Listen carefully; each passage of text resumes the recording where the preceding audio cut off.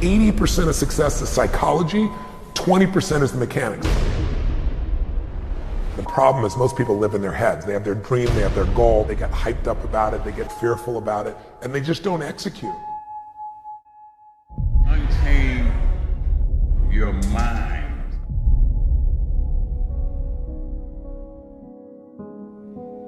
I like something Les Brown said once. He said, there are losers and there are people who haven't learned how to win. My question to you is this: which one are you? Are you a loser, or are you still learning how to win? If you're a loser, it doesn't mean that you're less than. It could mean that you've gotten really good at quitting. It could mean that you've gotten really comfortable ending your race before the finish line. You have your reasons for not finishing, and I've had mine too. But right here, right now, the question is, do you want to win? Self-discipline separates people from success and not being successful. I've never met a person who was not successful that didn't have a great amount of self-discipline within their life. Self-discipline and being able to perform and being able to keep your life on schedule and being able to keep commitments and promises and meet deadlines is essential to success.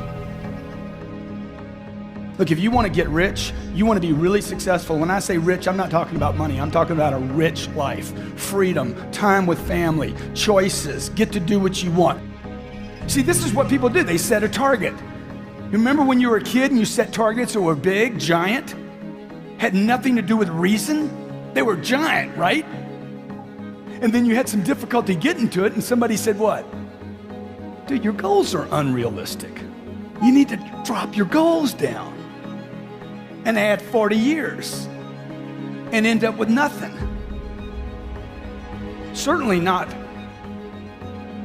congruent with your potential. None of us can afford to have a life that is controlled by someone else or a life that is basically controlled by our emotions. I learned many years ago that there are two kinds of people. There's the type of person who says, I'm going to wait till I feel like it before I do it. And then there's a person who says, I've got to do it so that I feel like it. One will never get anything done because they're still waiting to feel the moment to move. And the other person says, no, I need to move, and then I will begin to feel the moment. Most people have strategies available, or they could get them, or you could create them, but the problem is you got a story. And your story is why it isn't working. And the story is, I've tried everything.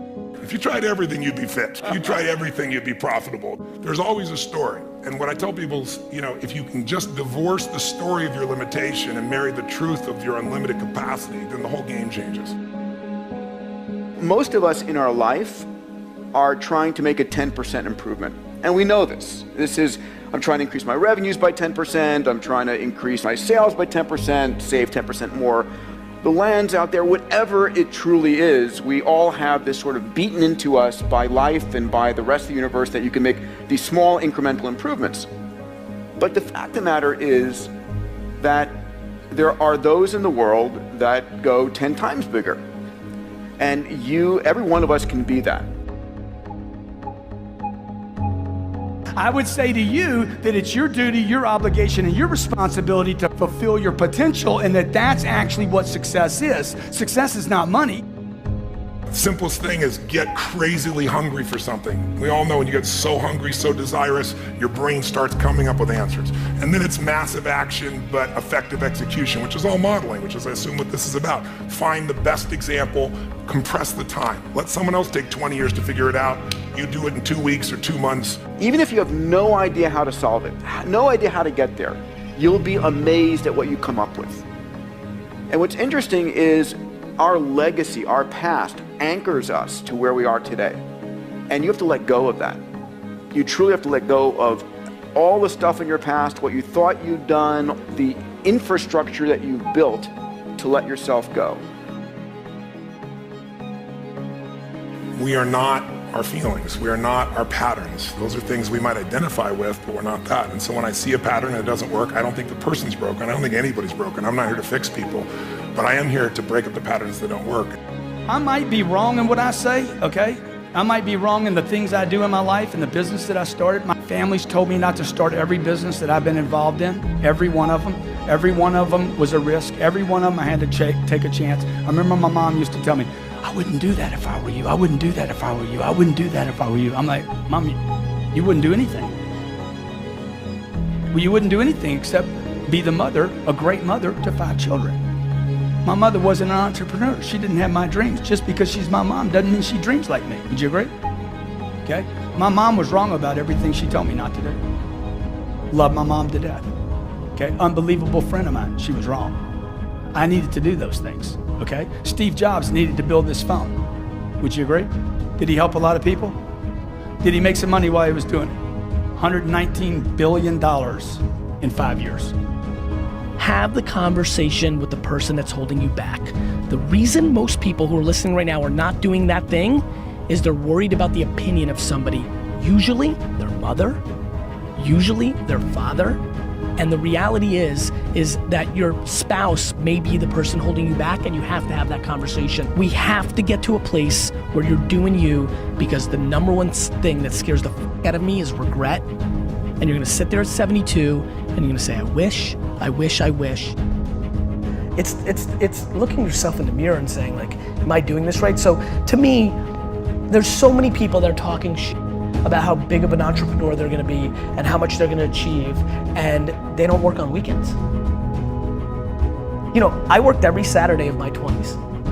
And I talk to 20-year-old entrepreneurs every single day. Lately, I've been saying to them, this Saturday, you're gonna have more time off than I've had in my entire 20s on a Saturday.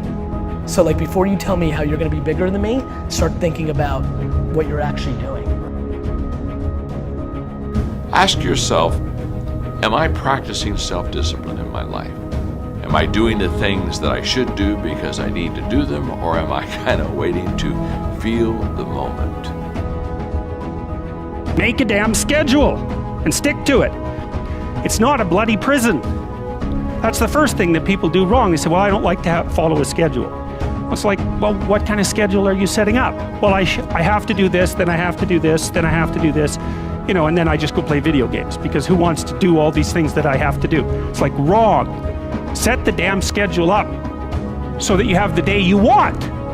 You are what you consistently do. If you look at your calendar, you look at what you're doing on a daily, regular basis, that is what's going to determine your future path. So if you eat one chocolate bar, but the rest of your day is pretty healthy, you're going to be a healthy person. But if you're eating junk and then pizza and then Burger King and more burgers and more junk afterwards, and then you eat one piece of broccoli, doesn't mean you're going to be healthy. Working out once won't make a big difference for you. Working out 3 times a week or working out every day, you'll see changes in your life. You are what you consistently do. Want to be in the game? Read. The average American reads 1 book a year. The top CEOs in America read 5 books a month, 60 plus books a year. But immerse yourself with books, audio, video, daily, okay? You hit all 3 of those, where I'm reading something, listening to something, and watching something. These are completely different ways to learn. Find YouTube channels that are good for you.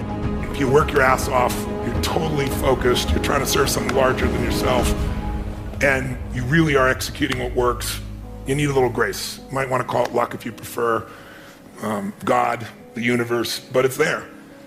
And we can all achieve. But I think the more important skill, if you ask me, is to have an extraordinary life is the art of fulfillment. And it's an art, it's not a science. Because there's a science to making money. I don't care who you are, if you do certain things, you're gonna have too much financial stress. You do other things, you're gonna have an abundance. There's a science. There's a science to your body. Everyone here is biochemically different genome, but there's certain fundamental patterns that if you and I follow them, you're gonna have tons of energy, you're gonna feel good. If you break them, you're gonna pay the price and have low energy or disease. But fulfillment is an art. What's gonna fulfill you is different than the other person next to you. You're not gonna learn that from anybody else. And you gotta find it, because success without fulfillment is the ultimate failure.